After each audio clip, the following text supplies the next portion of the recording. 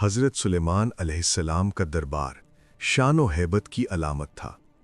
انسان، جنات اور پرندے سب ان کے حکم کے تابع تھے۔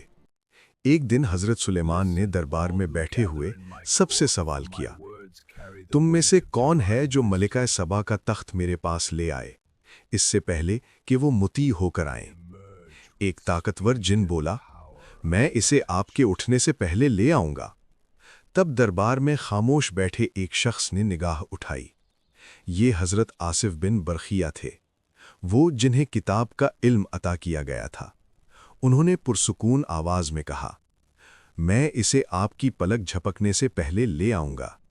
یہ کوئی جادو نہیں تھا، نہ طاقت کا مظاہرہ، یہ اللہ کے علم پر یقین تھا۔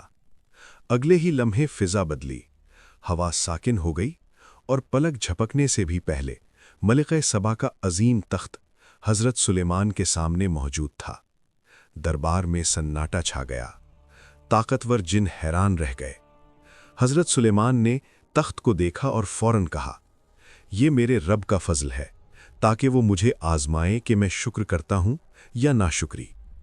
حضرت آصف بن برخیہ خاموش کھڑے رہے، نہ فخر، نہ غرور، نہ دعویٰ۔